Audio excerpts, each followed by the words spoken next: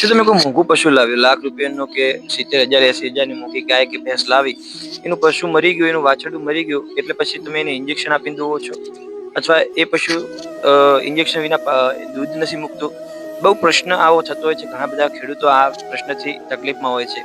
તો મિત્રો, આજે હું એક એવી દેશી દવા લઈને આવી ગયો છું, દેશી ઉપાય આપણા જે વડવાઓ જે ઉપાય કરતા હતા એ લઈને આવી ગયો છું, જેના દ્વારા તમે તમારા પશુનું જે પશુ દૂધ નથી મૂકતું, જેનું વાછરડું મરી ગયું છે અને દૂધ નથી મૂકતું, એનો પણ તમે કોઈ બજારની દવાના ઉપયોગ વિના તમે એનો તમારા પશુનું દૂધ પાછું મૂકવાનું શરૂ કરાવી શકો છો. તો એ ઉપાય વિશે હું વાત કરું એના પહેલા ઘણા બધા મિત્રો આપણી ચેનલ પર નવા છે, તો આપણી ચેનલને લાઈક કરો, શેર કરો અને સબસ્ક્રાઇબ કરો. મિત્રો, આ ઉપાયમાં આપણે ઉપયોગમાં લેવાનું છે વરિયાળી, ગોળ અને મીઠું. મીઠું આપણા ઘરે મળી રહે છે. વરિયાળી આપણે ખેડૂત હોય એટલે આપણને મળી રહે છે, બજારમાંથી તમે લાવી શકો છો. ગોળ દરેક પશુપાલક પોતાના ડેરી ફાર્મ પર રાખતા જ હોય છે, તો એનો આપણે ઉપયોગ કરવાનો છે. અને એનો ઉપયોગ કરી અને તમારા પશુનું તમે જે દૂધ નથી મૂકતું, જેનું પાડું કે વાછરડું મરી ગયું છે અને દૂધ નથી મૂકતું, તો એ પણ દૂધ મૂકવા માંડશે અને કોઈ પણ દવા વિના તમે એને પાછું દૂધ પર લાવી શકશો.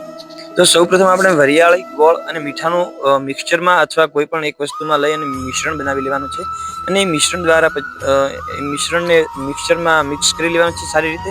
અને પછી આપણે આપણા પશુના ખોળમાં એને એડ કરી દેવાનું છે. તમે 15 દિવસ, સરેરાશ 15 દિવસ આ ઉપાયનો ઉપયોગ કરશો એટલે તમારું પશુ દૂધ આપવા લાગશે. અને કોઈ એક દવા પણ આવે છે બજારમાં, જેના પર હું આગળ એક વિડીયો બનાવીશ. જો તમને આ માહિતી સારી લાગી હોય તો આપણી ચેનલને લાઈક કરો, શેર કરો અને સબસ્ક્રાઇબ કરો. અને વધુ માહિતી માટે, આવા જ અવનવા વિડીયો માટે આપણી ચેનલને ફોલો કરો.